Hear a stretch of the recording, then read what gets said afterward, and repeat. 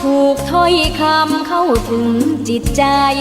ฟังรายการวิทยุเสียงใสส่งถึงใจไปสู่ปลายนาสารธรรมน้อมนำมองพระศาสดาบอกผู้คนทั่วลาหันมาเข้าวัดฟังธรรมคลื่นเสียงนี้เป็นคลื่นธรรมะจากใจส่งถึงบ้านไกลบ้านไกลฟังได้สุขใจล้ำยามดึกดื่นค่ำคืนมีงานต้องทำเป็นคลื่นสารธรรมเน้นย้ำธรรมะเพื่อนใจเสียงคลื่นธรรมบอกหลักธรรมให้คลายความเหงาฟังเสียงธรรมะเบาเบาบอกเล่าถึงคนบ้านไกลสื่อธรรมะบอกลดละละวางด้วยใจสื่อไปถึงสวงในเข้าใจหลักธรรมหลักดีลิ้วเพลงธรรมถูกสัมพันธ์จิตใจร่าเริงฟังสาระธรรมะบันเทิงรื่นเริงในชีวิตยามวันว่างเดินทางไปเยี่ยมสถานี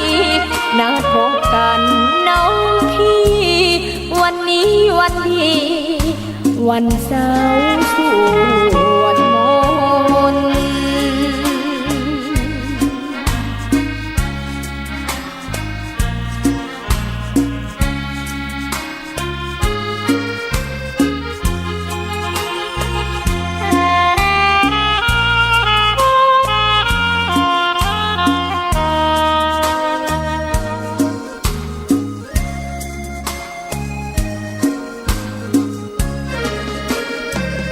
เสียงคลื่นธรรมบอกหลักธรรมให้คลายความเหงาฟังเสียงธรรมะเบาเบาบอกเล่าถึงคนบ้านไกลสื่อธรรมะบอกลดละละวางด้วยใจสื่อไปถึงสวงในเข้าใจหลักธรรมหลักดีธรรมถูกสัมพันธ์จิตใจร่าเริงฟังสาระธรรมะบันเทิงรื่นเริงในชีวิตยามวันว่างเดินทางไปเยี่ยมสถานีนัดพบกันน้องพี่วันนี้วันดีวันเสาร์สวดมนต์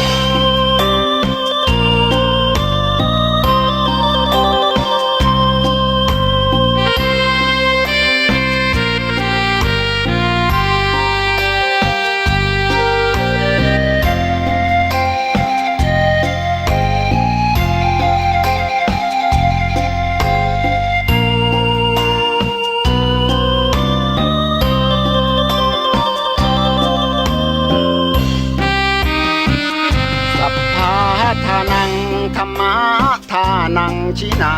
ติภาษาบาลีที่พุทธองค์ท่านทรงตรัสสอนการให้ธรรมะชนะการให้จงได้สังวรให้ทราบภายในชะล้างจิตใจให้คำสั่งสอนธรรมะจะช่วยกัดกร่อน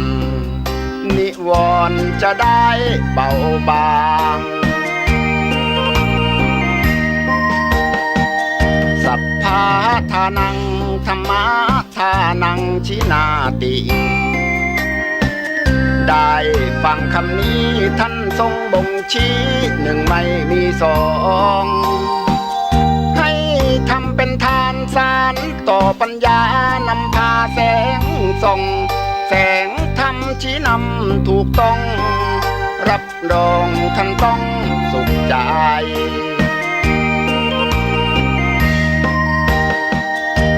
โลภโกรธหลงปลงเสียบ้างมาสร้างกุศลอย่าหลงวังวนคิดสร้างกุศลผลบุญยิ่งใหญ่ร่ำรวยล้นฟ้าจำไว้เถิดว่าไม่ช้าต้องตายศีลธรรมชี้นำสุขใจยามตายจะได้หลับตา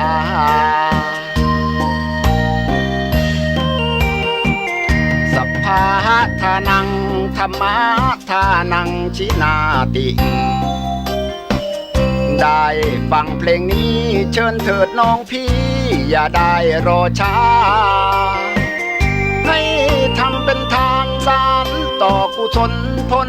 เวทนาชาตินี้หรือว่าชาติหน้าเกิดมาดวงตาเห็นธรรม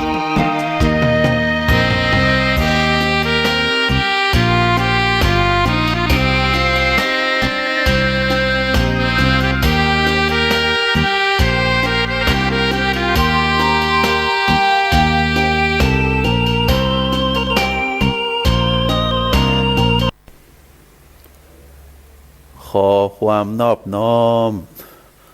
จงมีแด่พระรัตนตรัยเจ้าสามประการพระรัตนตรัยองค์ที่หนึ่งคือพระพุทธพระรัตนตรัยองค์ที่สองคือพระธรรม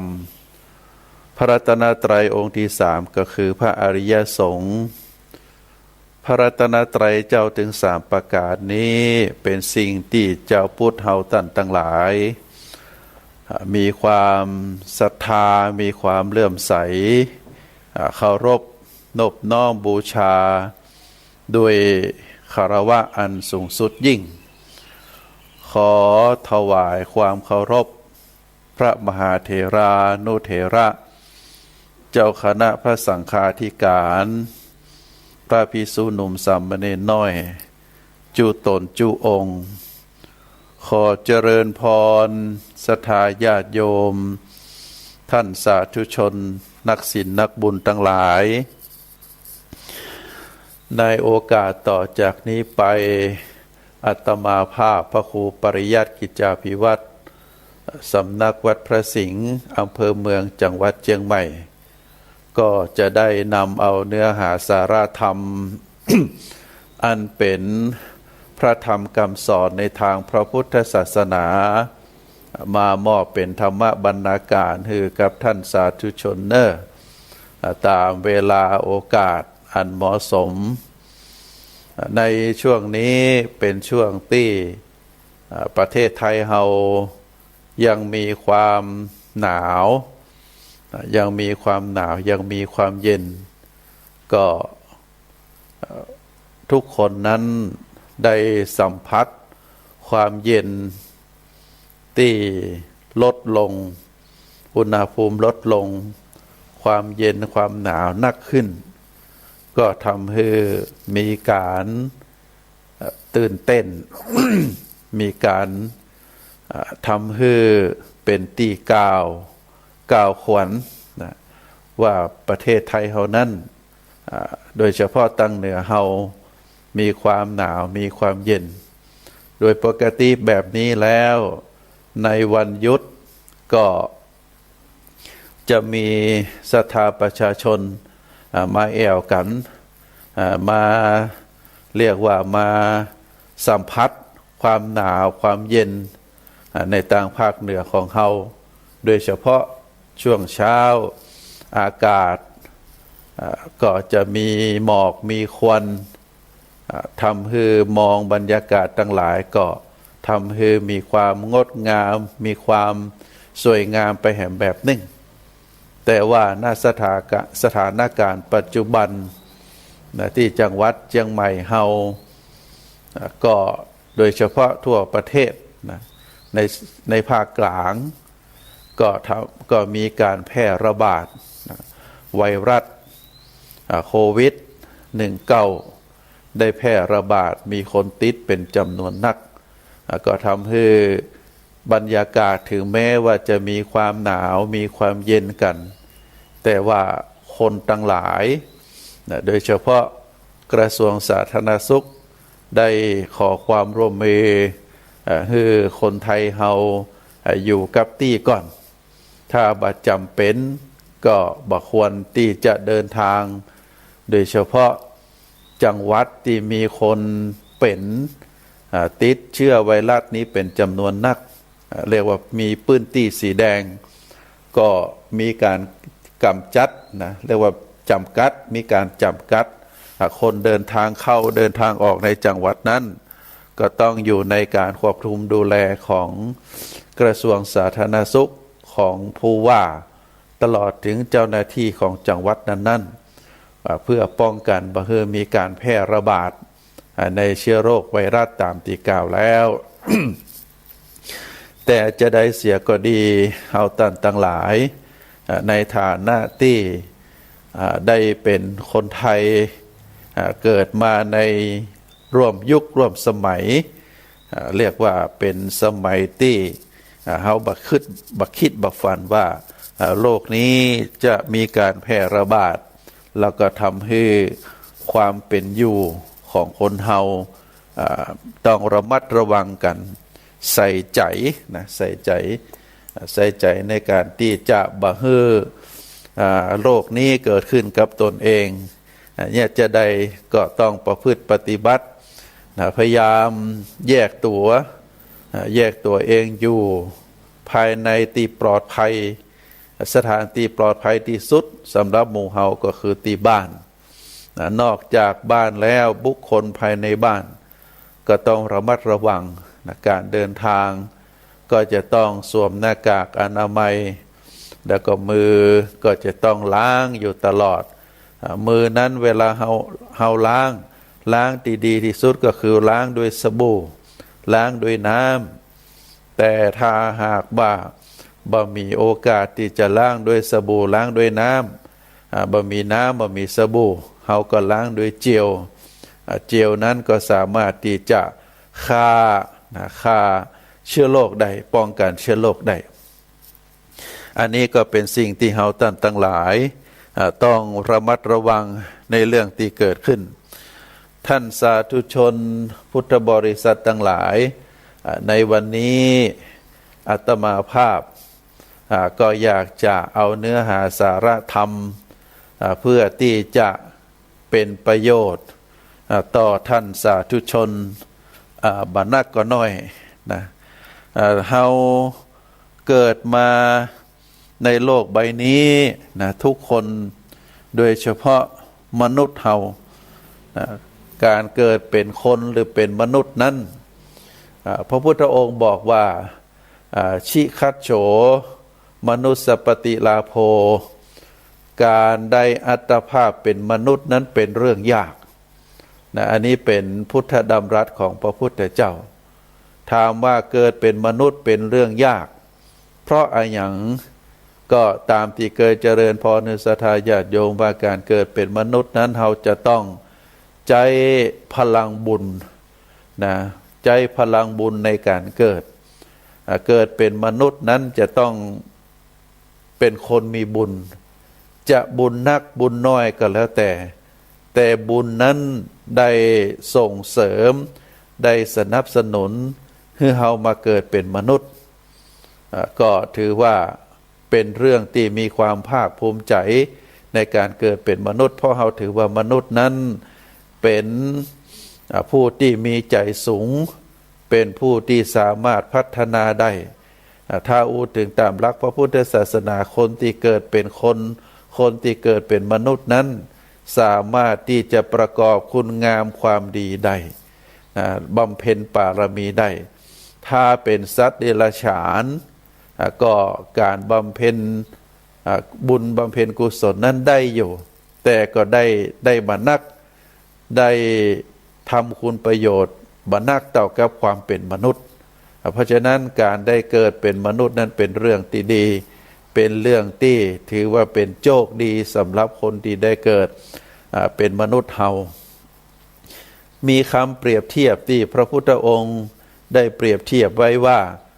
การเกิดเป็นมนุษย์เป็นเรื่องยากนั้นพระพุทธองค์ได้ตรัสเปรียบเทียบว่าในท้องทะเลอันกว้างใหญ่ไพศาลมีเต่าตาบอดตัวหนึ่งเต่าตาบอดตัวนี้100 ปีก็จะโผล่ขึ้นจากท้องทะเลมาอยู่ในน้ำในทะเลครั้งหนึ่งก็คือโผล่ขึ้นมาเพื่อที่จะหายใจว่าอันเตแล้วก็ในท้องทะเลนั้นก็จะมีห่วงห่วงน้อยๆอยู่ห่วงหนึ่งซึ่งจับพอดีกับหัวเต่าจับพอดีกับหัวเต่าห่วงนั้นก็จะเหวี่ยงไปเหวี่ยงมาโดยคลื่นทะเลพระพุทธองค์บอกว่า100 ปีเต่าตัวนั้นโผล่ขึ้นมาครั้งหนึ่งการตีเต่าตัวนั้นจะโผล่หัวขึ้นมาแล้วก็เอาหัวสอดเข้าไปในห่วงนั้นพระพุทธองค์บอกว่ายังมีโอกาสแล้วก็เป็นเรื่องง่ายถ้าเปรียบเทียบการได้เกิดเป็นมนุษย์นั้นไผที่จะได้เกิดมาเป็นมนุษย์นั้นเป็นเรื่องยากเรียกว่าเป็นเรื่องยากชิคโชมนุษย์สปฏิราโภเพราะฉะนั้นเมื่อคำเปรียบเปรยตรงนี้ได้เกิดขึ้นเฮาก็จะหาว่าความเป็นการได้เกิดมาเป็นคนนั้นมันเป็นเรื่องยากไม่ใช่เกิดขึ้นง่ายๆจะได้เกิดมาเป็นคนก็เพราะบุญเนิ่นศรัทธาบ่มีไผเกิดมาเป็นมนุษย์แล้วเกิดมาเพราะบาปบ่ใจที่ได้เกิดมาเป็นคนเป็นมนุษย์นั้นเป็นเรื่องบุญแต่ว่าการได้เกิดมาเป็นมนุษย์เป็นเรื่องบุญนั้นแต่บุญไผจะนักไผจะน้อยนั้นก็แหมเรื่องหนึ่งเฮาจะหันว่าคนบางคนได้ปฏิสนธิในท้องปอดในท้องแม่แต่ว่าบ่ได้คลอดออกมาลืมตาดูโลกแต่ได้เสียชีวิตหรือได้แท้งไปขณะที่อยู่ในท้องแม่บางคนเกิดออกจากท้องแม่มาแล้วได้วัน2 วันก็เสียชีวิตก็มีหรือเกิดจากท้องแม่แล้วได้ปี2 ปี3 ปีได้เสียชีวิตไปก็มีเป็นจำนวนนักเพราะฉะนั้นในการที่เฮาตั้งหลายได้เสียชีวิตได้เกิดมาเป็นมนุษย์ก็ถือว่าเป็นบุญแต่ว่าบุญไผจะนักจะน้อยนั่นก็แล้วแต่การที่เฮาได้อัตภาพเป็นมนุษย์แล้วได้อยู่ได้ประกอบหน้าที่การงานได้สร้างรักสร้างฐานมีครอบมีครัวแล้วก็ได้ประกอบกิจการงานมีความเจริญรุ่งเรืองนอกจากมีความเจริญรุ่งเรืองในหน้าที่การงานมีรักมีฐานมั่นคงมีทรัพย์สมบัติแล้วก็ยังได้ประกอบบุญประกอบกุศลได้บำเพ็ญบารมีอันนี้ถือว่าเป็นบุญนักบุญใหญ่เขาเปรียบเทียบกับคนอื่นแล้วบางคนนั้นอาจจะเกิดมาเป็นคนแล้วแต่ว่าบุญน้อยบุญนั้นได้มาส่งเสริมน้อยเดียวนอกนั้นก็เป็นเรื่องบาปเรื่องกรรมเรื่องวิบากได้มาส่งผลก็บางคนนั้นก็มีการเจ็บไข้ได้ป่วยบางคนนั้นประกอบหน้าที่การงานอะไรยังก็บ่ประสบผลสำเร็จมีแต่ความทุกข์ยากความลำบากอันนี้เขาเรียกว่าเกิดมาก็เพราะว่าบุญกุศลนั้นส่งมาให้เกิดแต่นั้นแต่ต่อจากนั้นก็เป็นกรรมวิบากความวิบากกรรมที่เคยกระทำมาในอดีตก็ทำให้กลายเป็นคนพิกลพิการทำให้กลายเป็นคน มีสุขภาพอนามัยที่บะเข้มแข็งเจ็บไข้ได้ป่วย หรือบางทีก็ทำให้เป็นคนสติปัญญาผสมประกอบอย่างอีเป็นต้นเพราะฉะนั้นก็ท่านสาธุชนทั้งหลายก็ควรจะพินิจพิจารณาเปรียบเทียบดูคนอื่นดูเฮาดูเขาดูเฮาแล้วก็มาพิจารณาที่เฮาเป็นอยู่ณปัจจุบันนี้ถึงบางครั้งเฮาอาจจะมีความทุกข์ยากมีความลำบากแต่เฮาก็ทุกข์ยากลำบากนั้นบัดเท่าใดถ้าเปรียบเทียบพอคนที่เปิ่นทุกข์ยากกว่าเฮาแต่ถ้าเฮาไปเปรียบเทียบคนที่เปิ่นมั่งเปิ่นมีเปิ่นก็มั่งมีกว่าเฮามีบุญนักกว่าเฮาว่าอันเถอะเพราะฉะนั้นการแข่งอย่างอื่นนี่แข่งได้แต่การแข่งขันบุญญาวาสนานี่เป็นเรื่องลำบากศรัทธาญาติโยมเพราะนั้นเฮาก็จะต้องทำใจพิจารณาว่าเฮานั้นเป็นคนมีบุญเป็นคนมีกุศลในระดับใดบุญกุศลนั้นเปิ้นแบ่งออกเป็น3ระดับเนอะศรัทธาญาติโยมบุญน้อยบุญระดับกลางบุญระดับสูงหรือว่าบุญมากเพราะฉะนั้นบุญระดับน้อยก็เหมือนกับที่กล่าวมาบุญนั้นส่งผลมาให้เกิดแต่ว่าพอเกิดมาแล้วบุคคลคนนั้นก็ได้รับความยากความลำบากได้รับความทุกข์ความทรมานได้รับผลของกรรมที่ได้กระทำมาอาจจะเป็นคนพิกลพิการอาจจะเป็นคนอวัยวะผสมประกอบนอกจากนั้นก็มีร่างกายที่ผสมประกอบแล้วก็สติปัญญาก็บดีตัวอย่างอีเป็นต้นเราเรียกว่าบุญนั้นเป็นคนมีบุญน้อยจะประกอบอาชีพยังก็ประสบผลสำเร็จเหมือนกับบุคคลอื่นระดับปานกลางก็คือบุคคลเกิดมาแล้วมีบุญเนี่ยมีสติปัญญาเฉลียวฉลาดมีอวัยวะครบ32ประการเกิดมาในครอบครัวที่ดีแล้วก็ดำเนินชีวิตมาอยู่ในช่วงระดับหนึ่งก็ปรากฏว่ามีอุบัติเหตุเกิดขึ้นก็ดีได้รับการเรียกว่าได้รับอันตรายต่อร่างกายก็ดีหรือทำให้ได้เป็นเหตุให้ได้ถูกถอดยศปลดตำแหน่งก็ดีนะแล้วก็ทำให้มีความเป็นอยู่ยากลำบากตรงกันข้ามกับที่เคยเป็นมาก็มีอันนี้เรียกว่าเป็นคนมีบุญในระดับปานกลางพระพุทธองค์บอกว่าบ่ให้ประมาทบางครั้งบางคราวเมื่อสิ่งทั้งหลายโดยเฉพาะกรรมวิบากกรรมที่เราเคยกระทำในอดีตมาถึงแล้วก็จะส่งผลให้เรานั้นได้รับส่วนความยากความลำบากในส่วนนั้นก็เป็นคนที่มีบุญในระดับปานกลางนะเพราะฉะนั้นคนที่มีบุญน้อยก็ดีคนที่มีบุญในระดับปานกลางก็ดีบ่ควรประมาทก็มันประกอบคุณงามความดีสร้างบุญสร้างกุศลให้นักๆนะในส่วนของคนที่มีบุญมากนะก็ทำมาอย่างก็ประสบผลสำเร็จทำประกอบกิจการใดๆก็ประสบผลสำเร็จเกิดมาในครอบครัวที่ดีมีคุณพ่อคุณแม่เป็นคนมีศีลมีธรรมเป็นคนที่มีสติปัญญาเฉลียวฉลาดมีอวัยวะครบ32ประการจะประกอบกิจการใดๆก็มีความสำเร็จอย่างอีเฮาเรียกว่าเป็นคนมีบุญนักเพราะฉะนั้นการที่เกิดมาเป็นคนมีบุญนักพระพุทธเจ้าก็บอกว่าอย่าไปประมาทเนอะต้องสั่งสมบุญให้นักขึ้นนะการได้สิ่งของทรัพย์สมบัติมาก็ส่วนใดก็แบ่งเป็นส่วนไหนที่จะเก็บไว้เป็นหลักเป็นฐานเป็นการใช้ลงทุนในระดับที่สูงขึ้นส่วนใดที่จะต้องทำบุญทำกุศลส่วนใดที่จะต้องเลี้ยงดูครอบครัวเลี้ยงดูพ่อเลี้ยงดูแม่ญาติพี่น้องบ่ฮื้อมีความยากบ่ฮื้อมีความลำบากอันนี้ก็ถือว่าเป็นส่วนที่เฮาท่านทั้งหลายอาจจะต้องพินิจพิจารณากันท่านสาธุชนท่านทั้งหลายอาการที่เฮาได้เกิดมาเป็นมนุษย์นะเป็นเรื่องยากแต่ว่าตอนนี้เฮาได้อัตภาพเป็นมนุษย์แล้วได้เกิดเป็นมนุษย์แล้วเฮาจะต้องมีความภาคภูมิใจแล้วก็จะต้องสร้างคุณงามความดีเกิดมาเป็นคนต้องทำความดีเกิดมาทั้งทีต้องเอาดีให้ได้ นะเพราะฉะนั้นก็ถือว่าเฮาท่านทั้งหลายนั้นตั้งอยู่ในความบ่ประมาททีนี้ลองมาดูพิจารณาดูว่า การที่เฮาท่านทั้งหลายได้เกิดมาเป็นมนุษย์ถือว่าได้อัตภาพอันเป็นประโยชน์นะแล้วก็สิ่งที่เฮาท่านทั้งหลาย ได้เกิดได้อัตภาพเป็นมนุษย์แล้วเนี่ยมันถือว่าเป็นสมบัติในศรัทธาญาติโยมถือว่าเป็นสมบัติมีกรรมที่กู้กันก็คือสมบัติ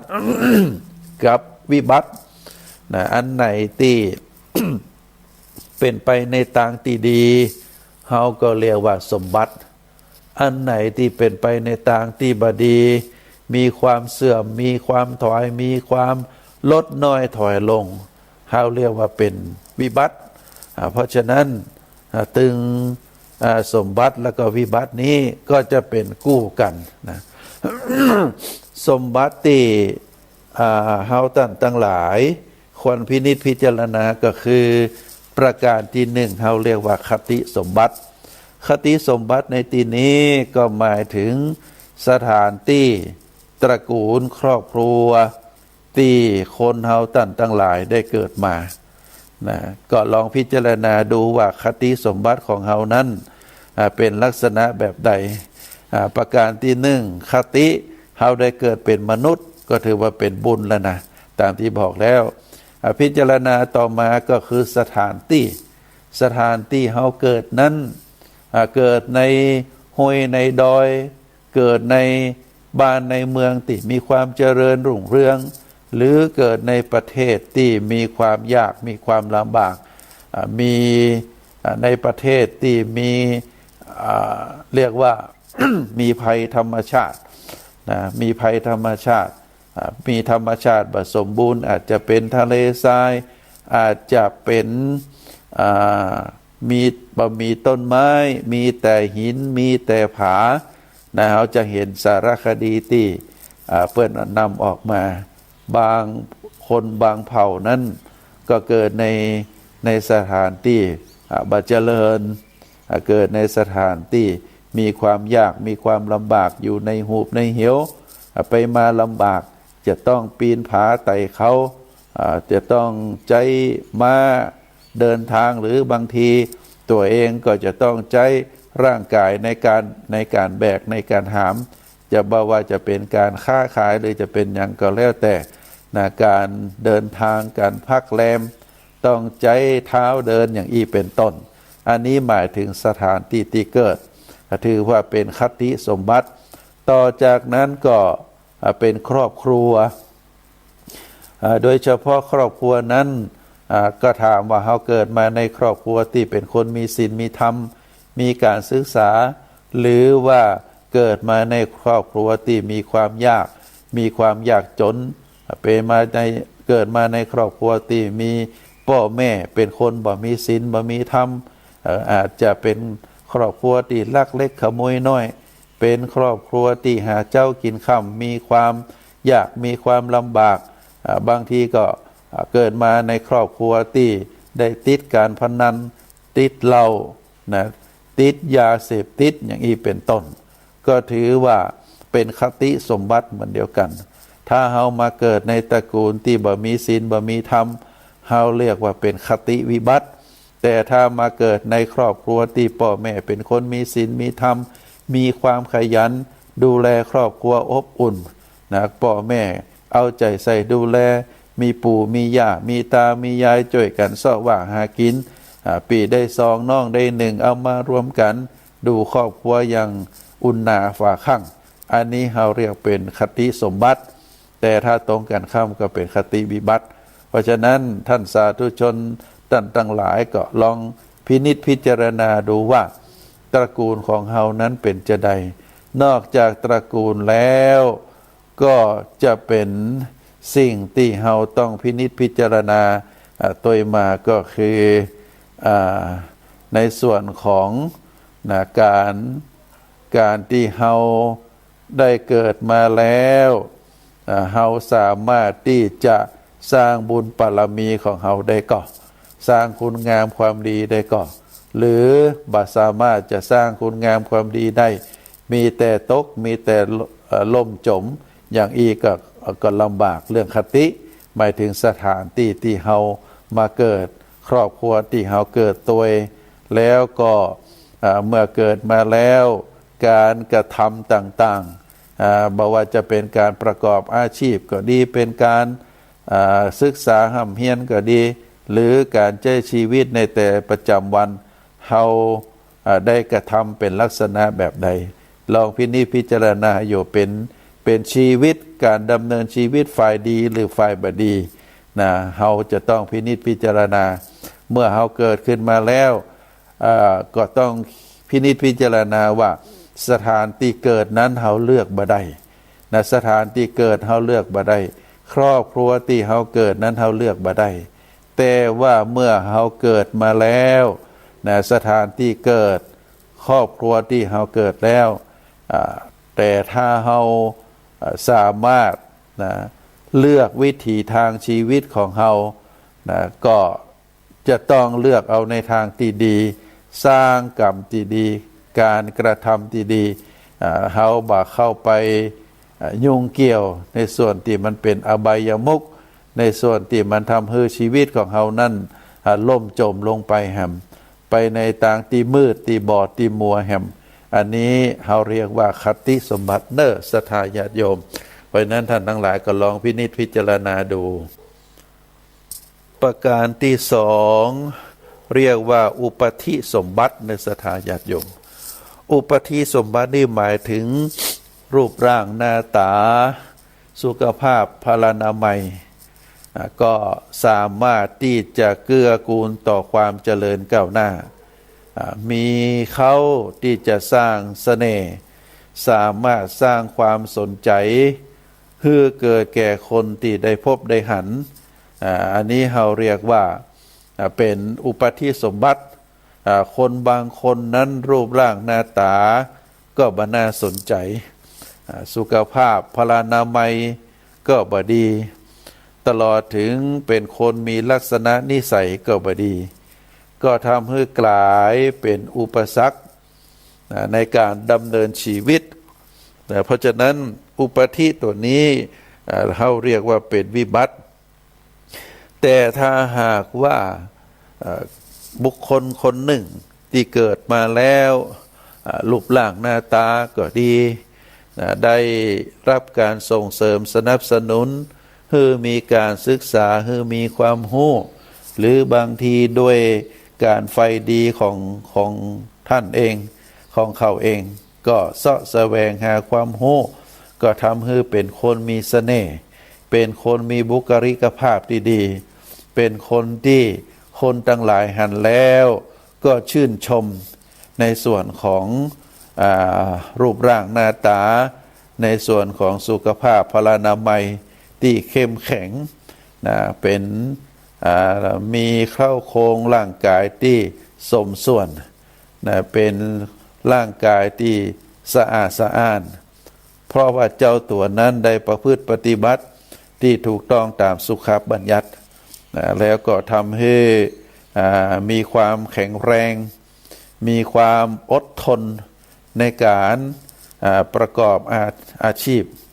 เพราะฉะนั้นในสิ่งเหล่านี้มันก็จะส่งเสริมกันนะศรัทธาญาติโยม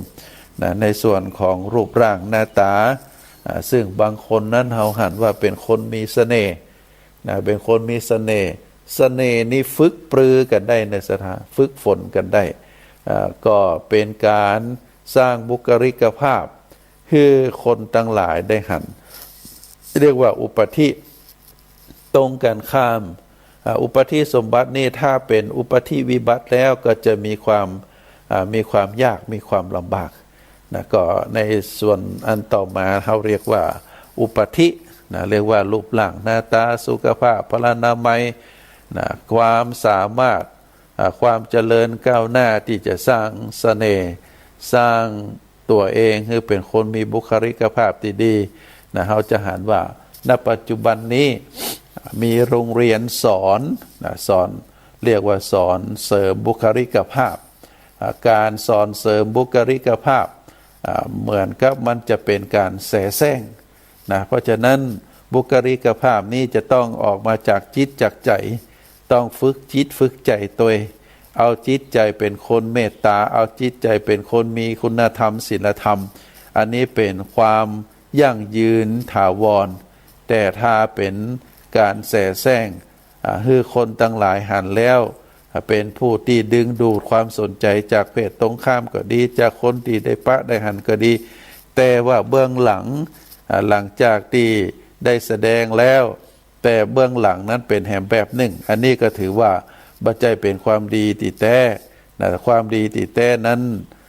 เป็นสมบัติที่อยู่ขึ้นกับเฉพาะตนอยู่ในจิตในใจอันนี้เราเรียกว่าเป็นอุปธิสมบัติประการต่อมากาลสมบัติก็หมายถึงยุคสมัยการเวลาที่คนทั้งหลายเหล่านั้นได้เกิดมาเกิดมาแล้วความรู้ความสามารถ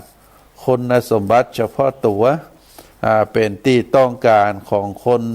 ที่อยู่ในยุคในสมัยนั้นอันนี้ถือว่าเป็นกาลสมบัตินอกจากเกิดมาในสมัยนั้นแล้วคุณสมบัติความสามารถความรู้ที่มีอยู่เป็นที่ต้องการของคนในสมัยนั้นก็เราจะพบว่าบางคนเกิดมาผิดยุคผิดสมัยก็จะประสบความยากลำบากแต่ถ้าบางคนเกิดมา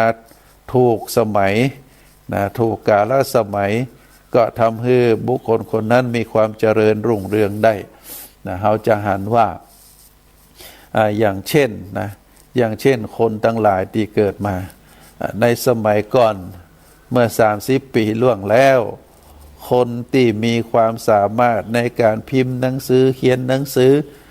อันนี้อาจจะเป็นที่ต้องการโดยเฉพาะประกอบหน้าที่เกี่ยวกับหนังสือพิมพ์นั้นสมัยก่อนนั้นถือว่าเป็นผู้ทรงคุณอิทธิพลคนเกิดมาคนตื่นเจ้าขึ้นมาก็จะต้องเสาะหาหนังสือพิมพ์มาอ่านก่อนอย่างเช่นอาตมาภาพได้เคยไปที่สวนโมกขพลารามอำเภอชัยยาจังหวัดสุราษฎร์ธานีได้ไปกราบพระเดชพระคุณหลวงพ่อพระพุทธทาสซึ่งในสมัยนั้นเมื่อประมาณ 3-40 ปีมาแล้วก็จะหันว่าหลวงพ่อนั้นตื่นเจ้าขึ้นมาหลังจากฉันเจ้าแล้วหลวงพ่อจะมีวิทยุน้อยเครื่องหนึ่งเปิดก็จะเปิดฟังข่าวทางกรมประชาสัมพันธ์ว่าวันนี้มีข่าวด่วนข่าวอย่างพ่องซึ่งก็จะถ่ายทอดอยู่ตลอดวันนอกจากนั้นหลวงพ่อก็จะรับหนังสือพิมพ์ไทยรัฐหลวงพ่อมันก็จะนั่งอ่านข่าว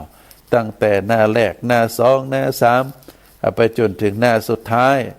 หลวงพ่อมันก็จะอ่านข่าวเพราะว่าหลวงพ่อนั้นเป็นผู้ที่ทันยุคทันสมัยการได้ไปไปจ่าไปเทศเอาเรื่องปัจจุบันมาบวกกับหลักธรรมในทางพระพุทธศาสนาอันนั้นก็ถือว่าเป็นอาชีพในสมัยก่อนก็คืออาชีพหนังสือพิมพ์นี้เป็นที่ต้องการเป็นที่สนใจทำให้กิจการเฟื่องฟู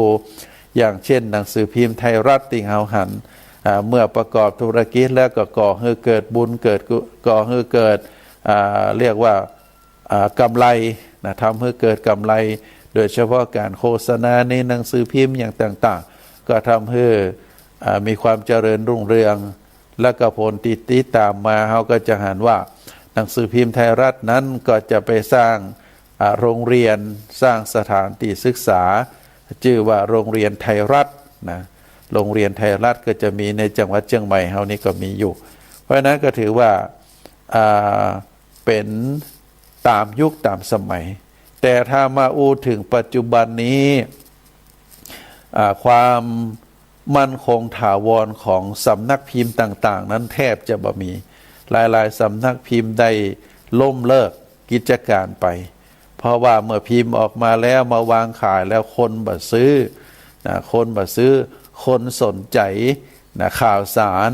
โดยเฉพาะทางด้านออนไลน์ทุกคนมีโทรศัพท์มือถือเครื่องหนึ่งก็สามารถที่จะดูข่าวทุกสิ่งทุกอย่างในโลกใบนี้ได้ก็บ่จำเป็นจะต้องไปจับหนังสือพิมพ์แผ่นแล้ว นะก็ข้อมูลจะอยู่ในโทรศัพท์มือถืออยู่แล้ว เพราะฉะนั้นอันนี้ก็ถือว่าเป็นกาลสมบัติเนื้อสถาญาติโยมเกิดมาในถูกยุคถูกสมัยเขาจะเห็นกำหนึ่งว่าสมัยนี้ในยุคนี้เป็นยุคของเปิ้ลเขาก็ต้องยอมรับเพราะฉะนั้นก็ถือว่าเป็นสมบัติประการหนึ่งเขาเรียกว่ากาลสมบัติในสถาญาติโยมเพราะฉะนั้นก็คนที่จะเกิดมาเป็นคนดีเป็นคนมีบุญมีกุศลแล้วก็ทำสิ่งที่มันเป็นประโยชน์ต่อบ้านต่อเมืองก็ถือว่าเป็นกาลสมบัติต่อไปแหมอันหนึ่งก็คือเรียกว่าประโยคสมบัติประโยคสมบัติในที่นี้หมายถึงการประพฤติการกระทำตนของเขาเหล่านั้นเมื่อเขาได้ส่งผลเกิดมาเป็นคนแล้วนะเกิดมาเป็นคนแล้วได้เกิดมาได้อัตภาพเป็นมนุษย์แล้วนะก็มีอุปธิสมบัติมีรูปร่างมีสุขภาพแข็งแรงพอที่จะอยู่ต่อสู้ได้ต่อจากนั้นก็มาอูถึงกาลสมบัติในสมัยยุคแต่ละสมัยณปัจจุบันนี้เราก็ถือว่าเป็นสมัยที่เทคโนโลยีมีความเจริญรุ่งเรืองไผที่มีความรู้เกี่ยวกับเทคโนโลยีก็จะเป็นคนได้เปรียบเราจะหันว่าในสมัยเมื่อประมาณเรียกว่า20 ปีที่ผ่านมาเนี่ยนะเราจะหันว่ามีเครือข่ายมือถือใจโทรศัพท์มือถือแต่ก่อนนี้โทรศัพท์นี่มันจะเป็นสายนะที่ต่างองค์การโทรศัพท์เรียกว่าโทรศัพท์ประจำบ้านแต่พอมีโทรศัพท์ไล่สายขึ้นมาก็ทำให้ธุรกิจเกี่ยวกับโทรศัพท์ไล่สายนี้ทำให้มีความเจริญรุ่งเรืองซึ่งก็กลายเป็นเศรษฐีระดับประเทศที่เราทราบกันก็คือคนเหนือของเราคืออดีตนายกรัฐมนตรีคุณทักษิณชินวัตรได้ประกอบธุรกิจทางด้านโทรศัพท์มือถือนะก็ทำเป็น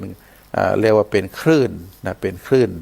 โทรศัพท์มือถือทำให้มีความเจริญรุ่งเรืองโดยเฉพาะเรียกว่าเป็นบริษัทขายชินคอร์ปอเรชั่นนะที่เราได้ทราบกันมาก็ทำให้มีความเจริญรุ่งเรืองมีทรัพย์สมบัติมีหุ้นเป็นจำนวนนักอันนี้ก็ถือว่าเป็นกาลสมบัติในสถาญาติโยมแล้วก็ประโยคสมบัติก็คือพฤติกรรมของแต่ละบุคคลในการกระทำของแต่ละบุคคลนั้นก็ขึ้นอยู่กับบุญบารมีขึ้นอยู่กับสายเลือดขึ้นอยู่กับสิ่งแวดล้อมในสถาญาติโยมคำว่าการกระทำของแต่ละบุคคลนั้นก็ขึ้นอยู่กับสายเลือดคำว่าสายเลือดก็คือได้รับอิทธิพลจากปิตามารดาได้รับอิทธิพลจากพ่อจากแม่คนจะเป็นคนดีหรือไม่เป็นคนดีบางทีก็เพราะสายเลือดนะบางทีก็เพราะสายเลือดเพราะว่าแม่เป็นคนจะนั้นพ่อเป็นคนจะนั้นก็ทำให้เกิดมาในยุคสมัยของความเป็นโลกนั่นก็ได้รับอิทธิพลจากพ่อจากแม่อย่างเช่นการเรียนหนังสือเก่งพ่อก็เป็นคนเก่งแม่ก็เป็นคนเก่งลูกเกิดมาก็เก่งตัวเองอย่างอีกเป็นต้นอันนี้เขาถือว่าเป็นสิ่งที่ได้เกิดขึ้นกับบุคคลคนนั้นหรือบางทีถ้าบาดใจสายเลือดก็เรียกว่าเป็นบุญเก่านะเป็นบุญเก่าของบุคคลนั้นบางทีเขาจะหานว่าพ่อก็บาเก่งแม่ก็บาเก่งแต่ว่าตัวเปิ้ลนี่เป็นคนเก่งตั้งใจเรียนสนใจการเรียนบางทีพ่อก็บ่ฮู้หนังสือแม่ก็บ่ฮู้หนังสือแต่คุณลูกนั้นเรียนหนังสือเก่งขยันเรียนอย่างอีกก็เรียกว่าเป็นบุญเก่าของเปิ้ลแล้วก็ประการที่3สภาพแวดล้อมในขณะที่เกิดมาอยู่ในสภาพแวดล้อมที่ดีก็สามารถที่จะทำให้บุคคลคนนั้นเป็นคนดีได้จึงเหตุผล3ประการนี้เราเรียกว่าประโยคสมบัติในสถาญาติโยมบางทีเราได้ยินเรียกว่ามืดมามืดไป มืดมาสว่างไปสว่างมามืดไปสว่างมาสว่างไปอย่างนี้เป็นต้นเป็นผลของการกระทำเพราะฉะนั้นประโยค่าสมบัตินี้ก็เป็นเรื่องสำคัญในศรัทธาญาติโยมประโยค่าสมบัตินี้ก็คือเกิดการกระทำนะการกระทำนี้ก็จะเป็นสิ่งที่ทำให้บุคคลนั้นนะก็เป็นภาพลักษณ์ออกมาเป็นนิสัยออกมาแล้วก็ได้สั่งสมการกระทำนั้นเป็น10 ปี20 ปีหรือบางทีตลอดชีวิตเราเรียกว่าประโยคะสมบัตินั่นก็ต้องให้ท่านทั้งหลายได้พินิจพิจารณาว่าหันมาดูตัวเฮาว่าประโยคะสมบัติของเฮานั้นเป็นลักษณะแบบใดนะจะเป็นประเภทมืดมามืดไปก็หมายความว่ามืดมามืดไปก็คือเกิดมาในตระกูลที่ยากจนเป็นคนนะเป็นคนมีความยากจนเป็นคนมีอัตคัดแล้วก็ร่างกายก็บ่สมประกอบหรือร่างกายสมประกอบแต่ก็มีการได้เจ็บไข้ได้ป่วยเมื่ออยู่ไปแล้วก็บ่ทำคุณงามความดีตายไปแล้วก็ไปสู่นรกไปสู่เปรตไปสู่สุรกายอย่างอีเขาเรียกว่ามืดมามืดไปแต่ถ้ามืดมาสว่างไปก็หมายถึงว่าถึงแม้ว่าเกิดมาในตระกูลที่อัตคัดขัดสนนะได้ปะครอบครัวที่ไปอยู่ในศีลในธรรมแต่ด้วยความมุ่งมานะพยายามได้สร้างเนื้อสร้างตัวได้ประกอบคุณงามความดีจนสำเร็จมีหน้าที่สมบูรณ์มีครอบครัวที่ดีแล้วก็บ่ลืมสร้างบุญสร้างกุศลไว้กับตนเองกำจูพระพุทธศาสนาเมื่อสิ้นชีวิตไปแล้วก็พาตัวดวงวิญญาณของตนเองนั้นได้ไปเกิดในสุคติภพอย่างอีเขาเรียกว่ามืดมาสว่างไปต่อมาสว่างมามืดไปอันนี้ก็เหมือนกับบุคคลที่เกิดมาปราครอบครัวที่ดีมีสุขภาพที่ดีมีอวัยวะครบมีสติปัญญาเฉลียวฉลาดแต่ว่าพฤติกรรมตั้งแต่อาจจะได้รับการพร่ำสอนในทางที่บดีจากครอบครัวหรือพ่อแม่เอาแต่ใจพ่อแม่เอาแต่ใจทำให้การเพาะบ่มนิสัยนั้นเป็นคนหันแก่ตัวเป็นคนรู้อำนาจใครได้อันหยังก็เอาตามใจตัวเก่าบ่คิดหน้าบ่คิดหลังบ่คิดถึงตระกูลบ่คิดถึงที่มาที่ไปเมื่อได้กระทำกรรมอย่างอี้อยู่ตลอดตายไปแล้วก็ไปตกนรกอย่างนี้เขาเรียกว่าสว่างมามืดไปแล้วก็ประการสุดท้ายก็คือสว่างมาสว่างไปก็หมายถึงบุคคลที่ได้เกิดมามีอวัยวะครบ32ประการมีสติปัญญาเฉลียวฉลาด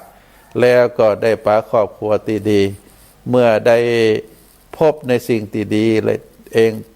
เป็นลักษณะที่ดีแบบนี้แล้วก็ได้ใจบุญกุศลคุณงามความดีเหล่านั้นได้มาประกอบการงานสร้างเนื้อสร้างตัวคือมีความเจริญรุ่งเรืองแล้วก็ได้ประกอบคุณงามความดีเป็นแบบอย่างเป็นต้นแบบได้สร้างชื่อเสียงคือแก่ครอบครัวสร้างชื่อเสียงคือกับตนเองเป็นตัวอย่างเป็นแบบอย่างในต่างที่ดีเมื่อถึงคราวเสียชีวิตไปก็ได้ไปเกิดในสุขติที่ดีอันนี้เราเรียกว่าสว่างมาสว่างไปอย่างเช่นครูบาอาจารย์ทั้งหลายครูบาอาจารย์ที่ได้เสียสละครอบครัวเสียสละทรัพย์สมบัติเสียสละความฮักจากพ่อจากแม่ได้ออกบวชแล้วก็ได้บำเพ็ญปารมีได้เผยแผ่พระพุทธศาสนาได้ทำวัดสวดมนต์ได้นำศรัทธาญาติโยมได้ประกอบคุณงามความดีก็ได้เป็นที่ประจักษ์กันได้มีโอกาสได้ฝึกฝนจิตใจเจริญสมาธิภาวนาวิปัสสนาอย่างเข้าใจจนได้มรรคได้ผลแล้วก็เมื่อได้ถึงแก่มรณภาพไปก็ได้ไปสู่สถานะที่ดีอันนี้เขาเรียกว่าสว่างมาสว่างไปนะศรัทธาญาติโยมเพราะนั้นก็ ในทรัพย์สมบัติเหล่านี้ที่เรามีอยู่ก็ควรพินิจพิจารณาเน้อศรัทธาญาติโยมเอาละใน โอกาสสุดท้ายของการดำเนินรายการในวันนี้นะก็ขอฝากให้ศรัทธาญาติโยมได้พินิจพิจารณาด้วยความบ่ประมาทว่าในอัตภาพที่เราได้มาเกิดมาเป็นมนุษย์นี้ก็ถือว่าเป็นบุญเป็นกุศลแล้วก็ใจความเป็นมนุษย์ใจร่างกายใจสติปัญญาบำเพ็ญปารมีให้สูงยิ่งขึ้นไปก็ถ้ามีโอกาสแล้วก็ได้ทำบุญกุศลรักษาศีลได้เจริญจิตภาวนาตึงวันมันก็จะเป็นสิ่งที่ดีนอกจากนั้นแล้วก็ได้ศึกษาห้ำเพียรได้ประพฤติปฏิบัติในพระธรรมคำสอนขององค์สมเด็จพระสัมมาสัมพุทธเจ้าอย่างสม่ำ